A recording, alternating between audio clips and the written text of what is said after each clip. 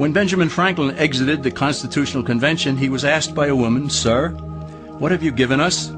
His immediate response was, "A republic, ma'am, if you can keep it." Yet most Americans today have been persuaded that our nation's governmental system is a democracy and not a republic. The difference between these two is essential in understanding Americanism and the American system. Before we discuss political systems, however, it's helpful to address the confusion that has been spread about the political spectrum. Many have been led to believe that the political spectrum places groups such as communists on the far left, fascists or dictators on the far right, and political moderates or centrists in the middle. However, a more accurate political spectrum will show government having zero power on the far right to having 100% power on the far left. At the extreme right, there is no government. The extreme left features total government under such labels as communism, socialism, Nazism, fascism, princes, potentates, dictators, kings, any form of total government. Those who claim that Nazis and fascists are right-wing never define their terms. This amounts to spreading confusion. Toward the middle of the political spectrum can be found the type of government limited to its proper role of protecting the rights of the people. That's where the Constitution of the United States is. Those who advocate such a form of government are really constitutional moderates. So let's analyze the basic forms of government. They are monarchy or dictatorship ruled by one, oligarchy ruled by a few, democracy ruled by a majority, republic ruled by law, and anarchy, which is ruled by no one. In discussing these five, we'll see that they can be narrowed down to even fewer. Looking first at monarchy or dictatorship, this form of government doesn't really exist in the practical sense.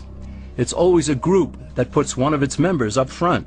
A king has his council of nobles or earls, and every dictator has his bureaucrats or commissars, the men behind the scenes. This isn't ruled by one, even though one person may be the visible leader. It's ruled by a group. So let's eliminate monarchy, dictatorship, because it never truly exists. Oligarchy, which is ruled by a group, is the most common form of government in all history. And it is the most common form of government today. Most of the nations of the world are ruled by a powerful few, and therefore oligarchy remains. At the other end, we find anarchy, which means without government. Some people have looked over history and found that many of its worst crimes were committed by governments. So they decided that having no government might be a good idea. But this is a mistake, because as the ancient Greeks stated, without law there can be no freedom. Our founding fathers agreed and held that some amount of government is a necessary force in any civilized, orderly society. In a state of anarchy, however, everyone has to guard life, liberty, and property, and the lives of family members. Everyone must be armed, and movement is severely restricted because one's property has to be protected at all times. Civilized people have always hired someone to do the guarding, a sheriff, a police force, or some branch of government. Once law enforcement was in place, the people were freer. They could leave their property, work in the fields, and so on. In short, the proper amount of government makes everyone freer. There are some who advocate anarchy, however, not because they want no government, but because they don't like what they have. They use anarchy as a tool for revolutionary change. The condition of anarchy is very much like a vacuum where something rushes in to fill it. These calculating anarchists work to break down the existing government with rioting, killing, looting, and terrorism. Tragically, the people living in such chaos often go to those best able to put an end to it and beg them to take over and restore order. And who is best able to put an end to the chaos? The very people who started it. The anarchists who created the problem then create a government run by them, an oligarchy, where they have total power.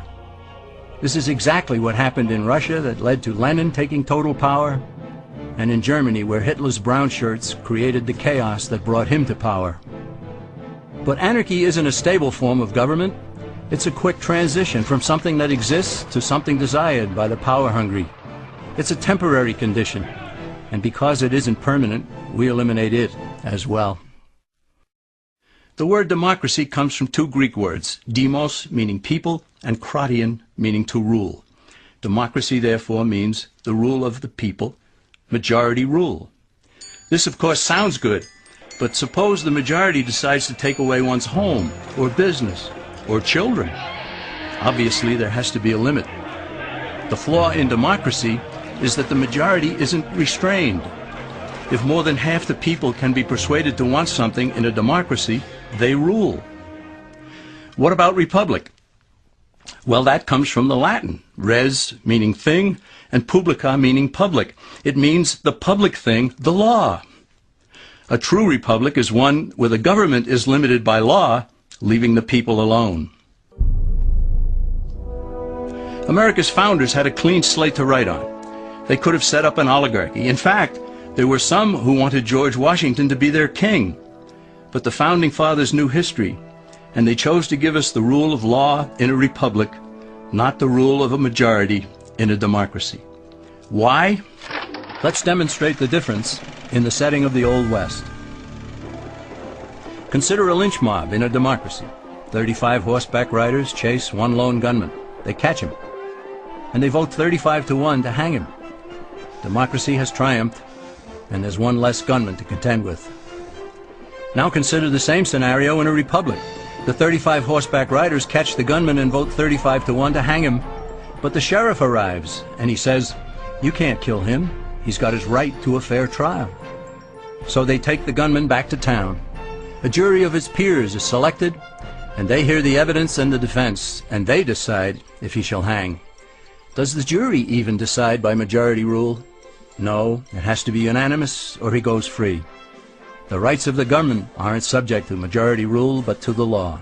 This is the essence of a republic.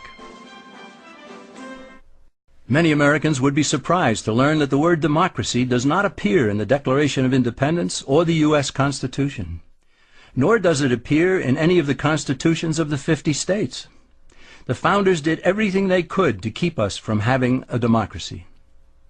The founders had good reason to look upon democracy with contempt because they knew that the democracies in the early Greek city-states produced some of the wildest excesses of government imaginable. In every case, they ended up with mob rule, then anarchy, and finally tyranny under an oligarchy. During that period in Greece, there was a man named Solon who urged creation of a fixed body of law not subject to majority whims.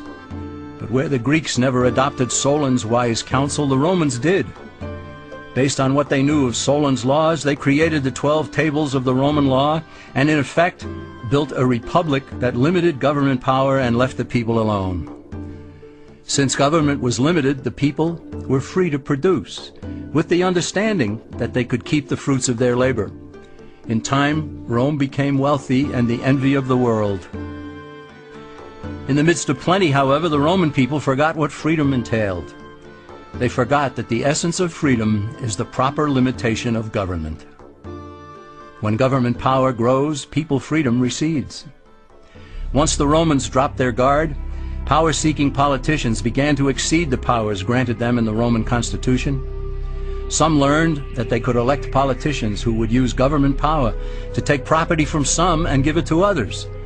Agriculture subsidies were introduced, followed by housing and welfare programs. Inevitably, taxes rose and controls over the private sector were imposed. Soon, a number of Rome's producers could no longer make ends meet, and they went on the dole. Productivity declined, shortages developed, and mobs began roaming the streets, demanding bread and circuses from the government. Many were induced to trade freedom for security. Eventually, the whole system came crashing down. They went from a republic to a democracy and ended up with an oligarchy under a progression of the Caesars.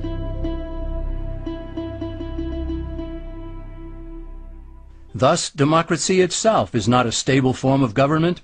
Instead, it is the gradual transition from limited government to the unlimited rule of an oligarchy. Knowing this, we as Americans are ultimately left with only two choices. We can keep our republic, as Franklin put it, or we will inevitably end up with an oligarchy, a tyranny of the elite.